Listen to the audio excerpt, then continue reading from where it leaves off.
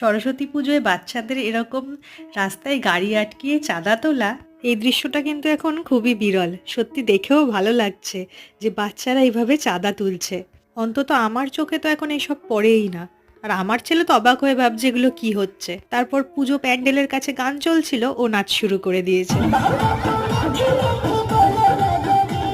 পঞ্চমী তিথি যেহেতু দুদিন পড়েছিল, রবিবার থেকে শুরু করে সোমবার পর্যন্ত, তাই এখানে পুজো হচ্ছে সোমবার, কিন্তু আমার ঘরের পুজোটা রবিবার দিন হয়েছে, কারণ আমি ঠাকুর মশাই পাইনি যে সোমবার পুজো করতে পারে। নালে আমার ইচ্ছা ছিল সোমবারেই পুজো করানোর, কারণ সোমবারেই ছিল শুভ সময়। যাই হোক, মায়ের ইচ্ছা অনুযায়ী হয় যা হয়। এই সোমবারেই যেহেতু আশেপাশের কয়েকটা বাড়ি মিলে এই পুজোটা করা হয়েছে, আর বাচ্চা কাচ্চাও রয়েছে, তাই সবাই মিলে ঠিক করলো বাচ্চারাও একটু আনন্দ করবে, আর আমরাও সবাই মিলে এক জায়গায় আজকে খিচুড়ি রান্না করব।